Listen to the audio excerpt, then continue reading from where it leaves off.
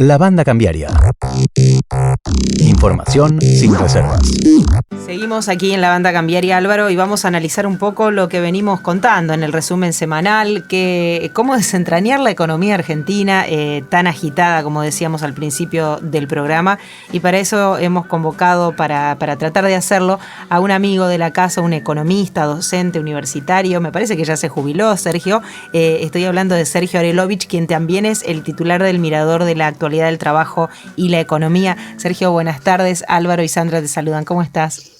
Hola Sandra, hola Álvaro, buenas tardes. Bueno, buenas tardes. Sí, efectivamente me jubilé. Pero seguís siendo docente. Seguís siendo docente. Sí, sigo siendo docente en posgrado y fundamentalmente me dedico a temas de investigación económica junto con el equipo de Mate, ¿no? Bien, sí, perfecto. Y está realmente muy activo, puedo dar fe de eso. Sí. En ese sentido no está nada jubilado. No. Sergio, bueno, tenemos una catarata de preguntas para hacerte de distintos temas, pero queremos empezar por un poco la más fácil seguramente, que es dónde está un poco parada la economía argentina hoy después de una semana tan agitada que empezó con, por ejemplo, la salida de Matías Culfas el sábado pasado.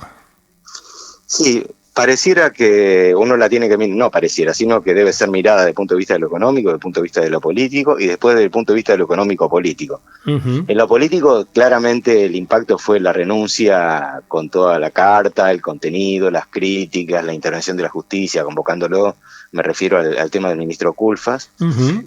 Todavía es una incógnita qué es lo que va a pasar con ese ministerio, no quién va a ser designado, que ya lo sabemos, sino que va a pasar con el plantel de gente y con los proyectos que estaban encarándose bajo la órbita del ex ministro Culfas. Por lo tanto no sabemos cuáles son los planes de Scioli. Está claro que el ruido que ha hecho al interior del Frente de Todos es muy fuerte, no va a ser fácil de apagarlo rápidamente. Este es un plano de la cuestión. Desde el punto de vista de la economía, la novedad, o en todo caso no tan novedoso, es que sigue creciendo la economía. Uh-huh. Sigue creciendo la economía en función de todos los datos que hay.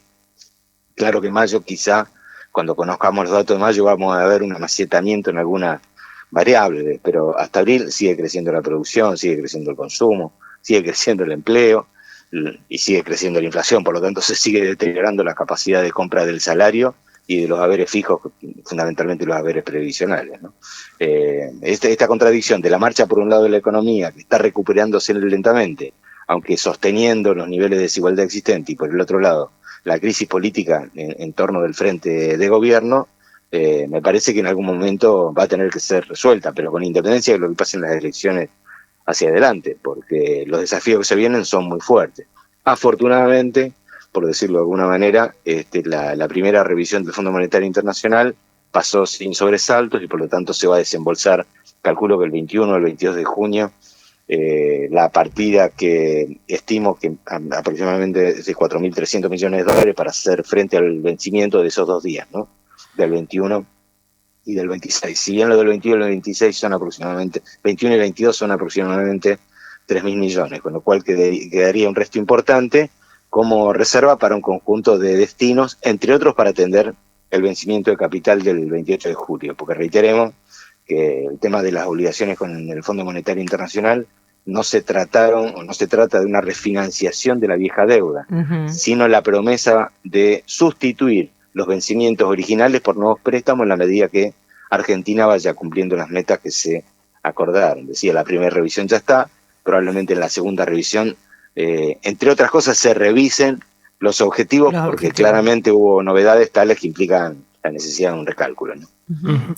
Y la salida de Culfas, ¿no? Y esto que decía, bueno, las tensiones en la coalición de gobierno tienen, por supuesto, un componente político, pero también uno ve en la discusión que se tiran con digamos, proyectos, modelos. Se habla de una suerte de neodesarrollismo en contra de un sector que más prioriza recuperar el mercado interno.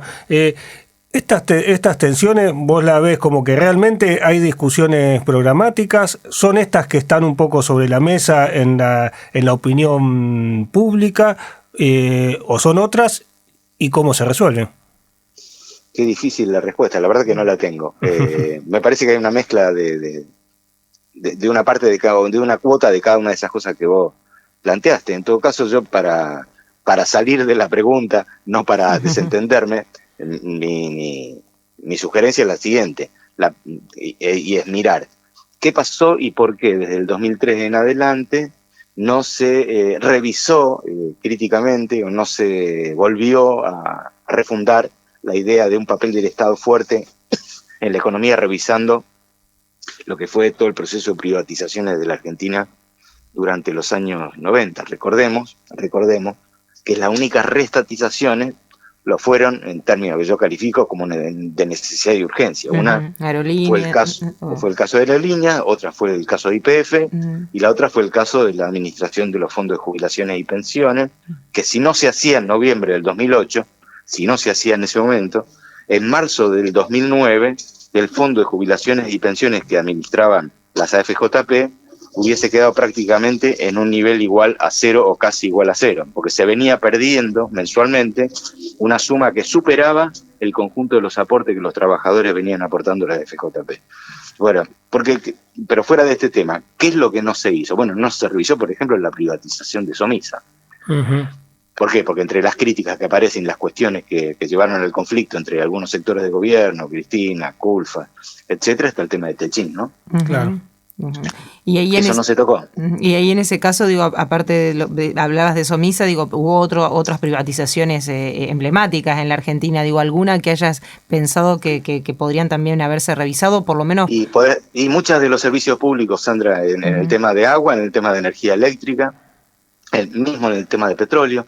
YPF, recordemos que se reestatizó, pero conservó la forma de la sociedad anónima, y no solamente conformó la forma de sociedad anónima, sino que sigue teniendo una participación privada en parte extranjera, en manos de quienes financiaron parte del sostenimiento de lo que era el grupo que explotaba YPF. Y hasta te digo más, hay empresas multinacionales que operan en la Argentina, el sector agropecuario, que a través de empresas offshore radicadas en el paisito vecino, en Uruguay, tienen acciones de YPF.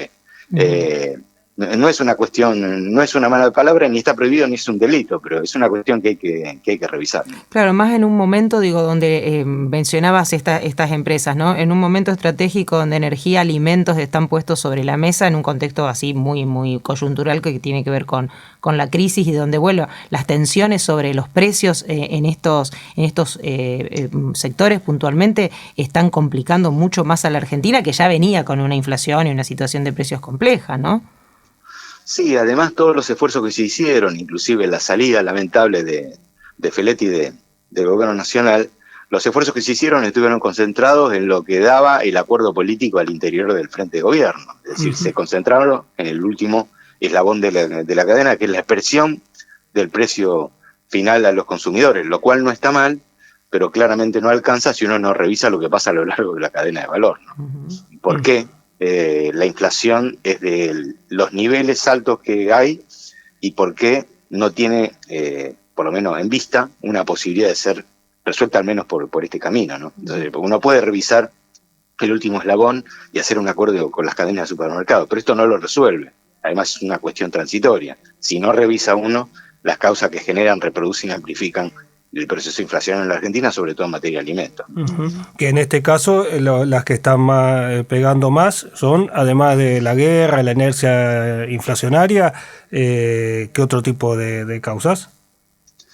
Mirá, entre otras cosas, me parece que hay cosas que no se tienen en consideración, que es algo que es un problema para el propio gobierno nacional, que es cómo administra las reservas con los niveles de tasa de interés, y cómo necesita tasa de interés alta para desestimular la huida hacia el capital extranjero, pero a su vez no hay ningún tipo de medidas que restrinjan la salida de capital extranjero, y permanecen bocas enormes de salida por el lado de giro de utilidades, cancelación de deuda, de empresas que pertenecen al mismo grupo del país deudor, al mismo grupo de las empresas deudoras de la Argentina. De hecho, ha habido cancelaciones importantes de deuda de moneda extranjera por parte de empresas locales con empresas extranjeras, en algunos casos empresas financieras, en otro caso se trata de deudas comerciales, pero deuda intrafirma, con lo cual, como sobre esto no hay normado nada, porque en la Argentina está bastante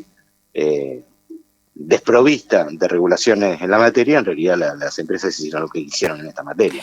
Por eso se explica fuertemente la caída de las reservas, no solamente por la formación de activos externos. Y volviendo a Uruguay, a mí me llama la atención cómo un conjunto importante de empresas radicadas en Uruguay que conforman las cadenas globales de valor, con sede fundamentalmente en Argentina, se trata de empresas nacionales o extranjeras, tienen fuertes posiciones en moneda extranjera, pero no en moneda extranjera uruguaya, sino en moneda fuerte, en dólares, que de alguna manera expresan los excedentes que se generaron en el país, pero que están depositados en otro lugar. Y reitero, como no es un delito, y como por defecto está permitido porque no está prohibido, todo esto no está en el país, por lo tanto quien goza de la posibilidad de utilizar este tipo de recursos es el país vecino, ¿no?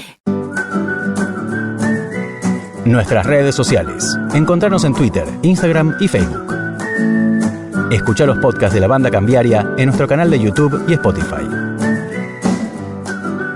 La Banda Cambiaria.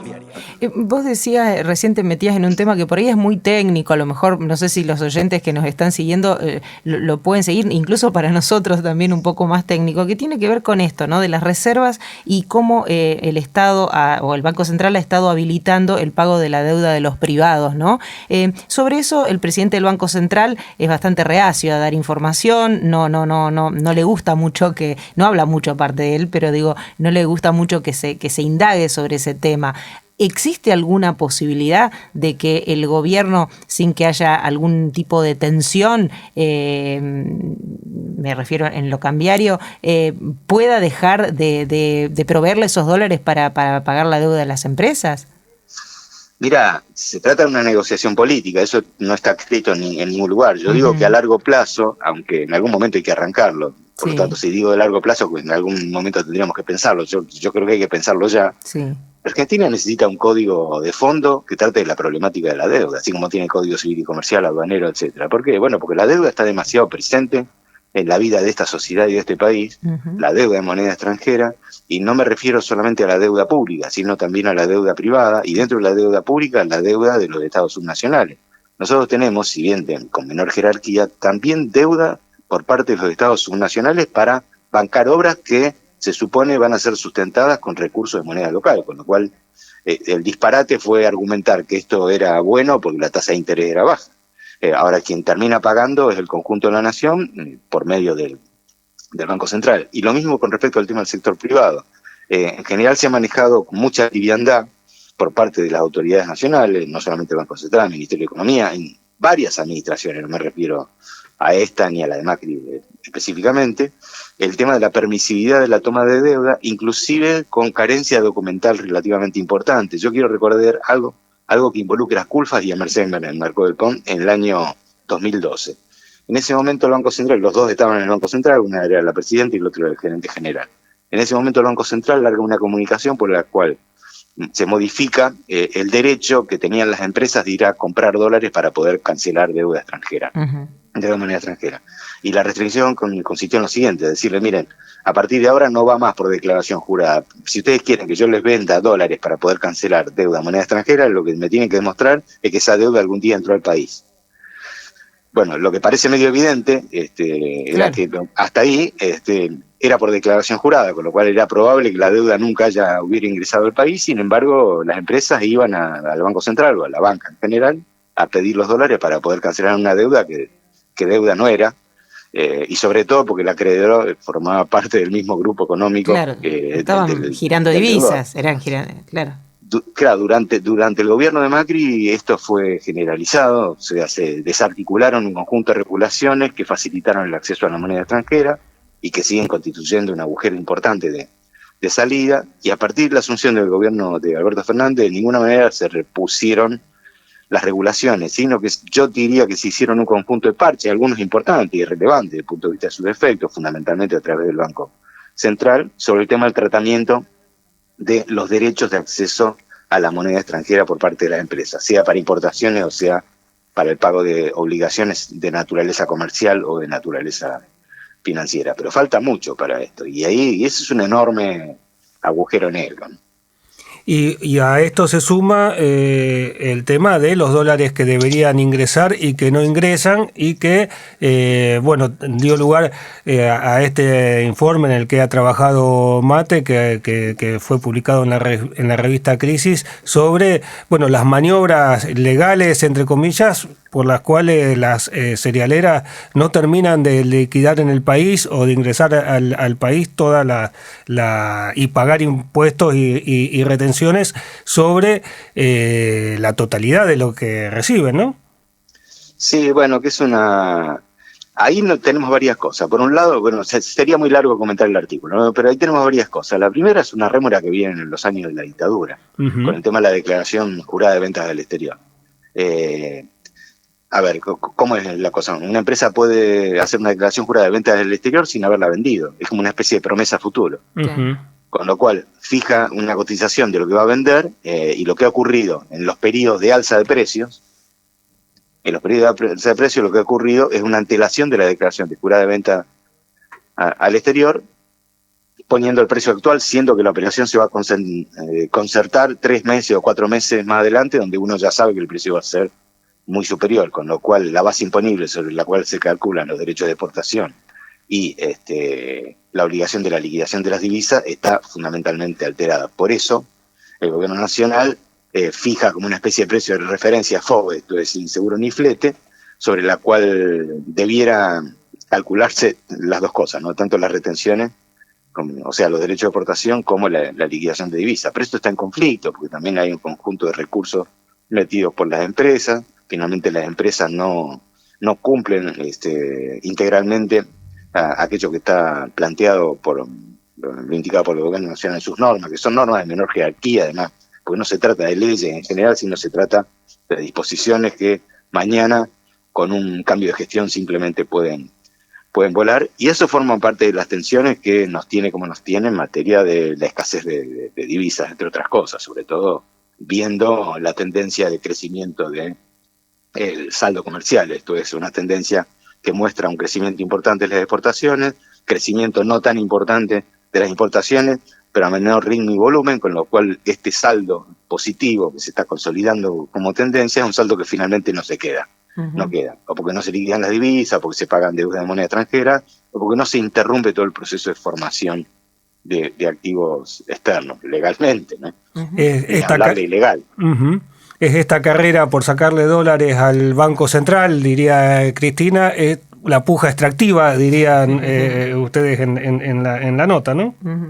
Claro, y después pasan cosas como, por ejemplo, la de ayer, ¿no? Que nadie sabe exactamente por qué hubo una venta de títulos, y en realidad cuando empezás a escarbar, quien compró los títulos, quien lo vendió, porque necesitaba la plata para una operación comercial, fue Narsa, pero no avisó. Entonces hay como una falta de comunicación dentro del gobierno nacional que posibilita que la prensa que está asociada a los grupos financieros toque el bombo y anuncie la inminencia de una crisis como consecuencia de esta caída, que es no una caída, sino el uso de fondos para ser utilizado para el propio giro de la actividad de Narsa. Claro, al respecto te quería preguntar también, está claro que hubo esto que parece a todas las luces una descoordinación de una operación tan grande sin que eso estuviera de alguna forma articulado con las otras dependencias, pero la oposición, economistas de la oposición, incluso economistas que estuvieron en el reperfilamiento de Macri, vienen batallando mucho con el tema de la insostenibilidad de la deuda en pesos que está tomando Guzmán. Dos cosas te quería preguntar. Uno, ¿ves alguna mano negra también en lo que pasó esta semana? Y segundo, ¿es insostenible la deuda que está tomando en pesos Guzmán? Bueno, esa es una pregunta más difícil de responder que la anterior, pero yo arrancaría por lo siguiente. Si yo tuviera que diseñar un cambio de estrategia respecto del tratamiento de la deuda pública de ahora en adelante, yo apuntaría a que la deuda corporizada en títulos de libre circulación en mercados secundarios caigan en la proporción con respecto al resto de la deuda. Yo no quisiera estar atado como Estado, a una porción muy importante de la deuda cuya magnitud operaciones, incidencia política, tenga la magnitud que tienen hoy los títulos que circulan libremente. Lo que pasa es que tenemos una herencia de la deuda que nos dejó Macri. Sí, en todo caso, hoy ocupa un lugar más importante una deuda que es con un organismo como el Fondo Monetario Internacional, que con lo que uno quiera decir, en realidad no es una deuda que circula ni se cotiza en los mercados. Pero una primera cuestión que yo plantearía a mediano plazo, porque esto no es de inmediata resolución, ni mucho menos, es achicar la proporción de la deuda pública que está contenida en títulos que circulan en el mercado secundario. O sea, disminuir la exposición, el ámbito de especulación que hace posible la creación de los índices de riesgo país, etcétera. Cuando se fue Evo de Bolivia, solo el 5% de la deuda pública estaba corporizada en títulos de esta naturaleza. Y ahí los puede ir rescatando, claro. Digo, ¿está en condiciones, el gobierno de ir rescatando un poco toda esa deuda que tiene? ¿O? Lo que ocurre es que buena parte de las tenencias de títulos en pesos están en manos extranjeras, con lo cual en el momento que se retiren van a pretender hacer los billetes de dólar. Pero también hay capitales locales, y privados me refiero, hay capitales locales que también en algún momento, si las tensiones cambiarias son importantes, van a querer convertir y por lo tanto van a presionar sobre el mercado cambiario y van a querer convertir los pesos por moneda extranjera. Por eso digo que una estrategia a mediano plazo debiera apuntar a disminuir la deuda corporizada en este tipo de títulos. Y en cambio, yo pensaría en otras cosas. Y no le huyo tampoco a la posibilidad de tomar dinero en organismos bilaterales o multilaterales de crédito, inclusive hacer acuerdo con los chinos, o trabajar con el Banco del Sur o con el ASEAN, etcétera.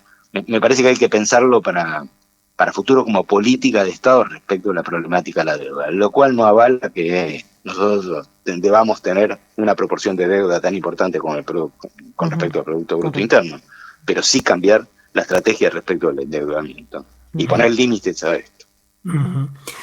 Sergio, bueno, ya por último, porque te hemos exprimido de acá para el mediano plazo, digamos, para lo que se viene en el año, ¿cómo estás viendo la cuestión económica en actividad, en estas tensiones, si se pueden llegar a resolver, de qué depende?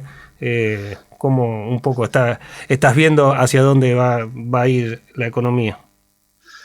Bueno, por un lado está bueno que todo indique que hay un crecimiento de la actividad económica y un crecimiento del empleo, pero lo que no hay es un crecimiento de la capacidad de compra de los ingresos fijos, fundamentalmente salarios y haberes previsionales, más el conjunto de programas de asistencia dirigidos a la porción de población más vulnerada, que esto es un problema. Con lo cual, un cambio de orientación me parece que debiera sentarse en esto, ¿no? Posibilitar el incremento de salarios, no solamente para empardar con la inflación, sino pensar en un programa que permita recuperar buena parte de los niveles perdidos, fundamentalmente durante el gobierno de Macri. Hace unos días estuvimos haciendo un trabajito, por ejemplo, respecto del tema de las universidades nacionales, y armamos una serie estadística desde 1993 hasta el 2022. Y lo que obtuvimos que hay desde el 2003, por supuesto, hay desde el 2003-2004, hay una perspectiva de ascenso en términos reales del giro a las universidades nacionales que llega hasta el 2014, el 2015 baja suavemente, durante el gobierno de Macri baja abruptamente y durante los 2 años de pandemia siguió bajando, pero siguió bajando. Tal que, por ejemplo, el poder adquisitivo de las transferencias corrientes que se hicieron en las universidades nacionales al conjunto para el 2022 son equivalentes al 64% del poder adquisitivo que tenían en el 2014. 64%. Claro. Y como más del 80% se destina al pago de sueldo, podemos concluir que la masa salarial destinada del conjunto del plantel de las universidades nacionales, me refiero a docentes, no docentes, autoridades superiores, etcétera, ha perdido 36%. Claro. Con respecto a eso, pero además ha crecido en número, hay más docentes y más no docentes que los que había en el 2014, con lo cual la caída es brutal y la caída del salario es probable que sea muy parecida a ese guerismo, ¿no? Uh-huh. Por último, y Álvaro decía ya al final, pero creo que te mentimos, porque nos podemos dejar ir sin preguntarte sobre Vicentín, un tema, ¿no? sobre Vicentín. En realidad esta semana es un capítulo que a lo mejor lo vamos a acotar un poco, pero esta semana lo decíamos en los títulos, estuvo la audiencia imputativa de Escarel, el presidente del directorio, finalmente quedó libre bajo fianza o bueno, con caución. Digo, ¿existe la posibilidad, estás viendo, algún cambio en lo que fue la estrategia inicial del gobierno que después se retiró, o cómo estás viendo el escenario? Mira, yo no veo ninguna estrategia del gobierno, por lo menos de forma explícita. Lo que hay que tener en consideración es lo siguiente: el día 30 de junio vence el plazo para que se cristalice el acuerdo cuya propuesta elevó Vicentín al conjunto de los acreedores, a los granarios, a los impositivos, a las financieras, a los bancos locales, a los bancos extranjeros, a los proveedores comerciales, etcétera. Por lo tanto, ahí tiene que reunir la doble mayoría, la mayoría de los casos y la mayoría de la plata. En la mayoría de los casos no va a tener problema porque está prácticamente ahí tocando la llegada. Donde por ahora hay problemas es en la mayoría de la plata. ¿Por qué? Y porque necesita el acuerdo de la banca extranjera, que nadie sabe exactamente qué es lo que va a hacer por ahora. Si la lograse, efectivamente, es probable que se alcance el acuerdo. ¿Y el acuerdo en qué significa? Bueno, una quita del 70% en términos reales, pagar mal y tarde, siempre y cuando pueda pagar. Si no pudiera pagar, en algún momento seguramente va a haber una nueva situación de crisis. Esto inclusive podría implicar algún programa de retiro voluntario, de despido, etcétera, porque ganada la empresa, se trataría de un escenario en el cual la empresa habría ganado, porque habría convencido a los acreedores de que acepten la propuesta, por lo tanto se habría consolidado la quita, por no calificarlo de otra manera, de las acreencias del conjunto de los acreedores. Si esto no ocurre, el día 30 de junio se abre el otro proceso, el proceso de salvataje, conocido como cramdown. O sea, la empresa queda inhibida, Vicentín queda inhibida de participar de este proceso, y este proceso lo puede ocupar cualquiera, lo puede ocupar un acreedor, lo pueden ocupar interesados, algún inversor extranjero o quien fuera. Mi perspectiva personal es que en ese momento es el Estado el que tiene que intervenir y jugar fuerte para transformar este problema en la solución no solamente de las acreencias, sino en garantizar una refundación de todo lo que es la estructura de la empresa Vicentín para que no se pierda y para que no se homologue lo que ha ocurrido en la práctica desde el momento que entró en concurso. ¿De qué se trata? Cuando Vicentín entra en concurso, pierde dos mercados. Pierde, por un lado, el mercado de compra, pero también pierde el mercado de venta, de exportación. ¿Por qué pierde el mercado de compra? Bueno, porque los productores granarios, al no confiar, ya no le dieron crédito ni le dieron nada, sino que se lo dieron al resto de los jugadores, que son un puñado, del mercado granario en la Argentina. Y también perdió mercados de venta, porque dejó de exportar, porque ocuparon ese lugar precisamente los competidores. Las empresas interesadas en quedarse con Vicentín, que fueron ACA, Molinos y Viterra en su momento, Molinos después se retiró y ahora está Bunge, se quedaron con un pedazo de ese mercado. Por lo tanto, mi pregunta es: ¿por qué renunciarían a la apropiación de la porción del mercado de compra y de venta que se quedaron como consecuencia de la caída de Vicentín?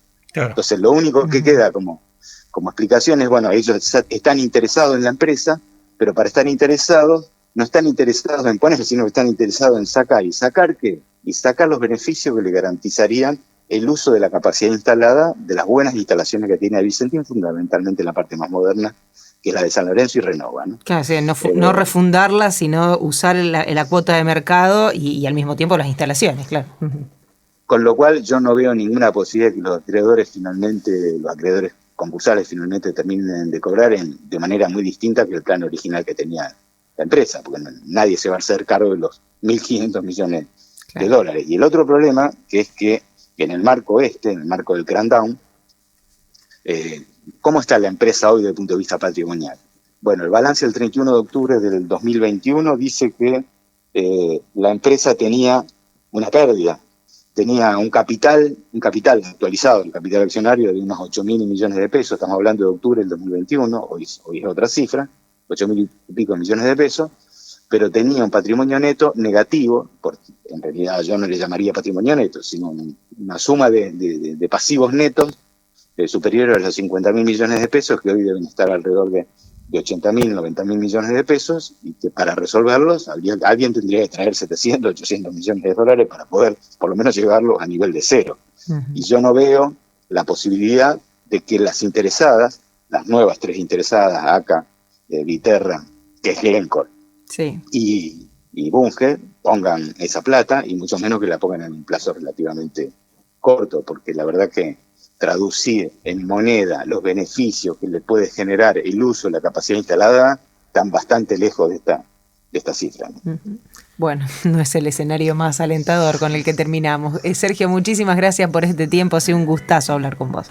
Bueno, igualmente. Hasta la próxima, nos encontramos. Así pasaba Sergio Arelovich, economista, docente universitario y titular de El Mirador de la Actualidad del Trabajo y la Economía, MATE.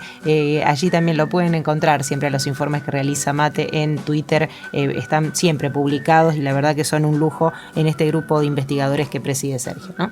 Exactamente. La Banda Cambiaria. La Banda Cambiaria. Un informe semanal de economía local, nacional e internacional. La Banda Cambiaria.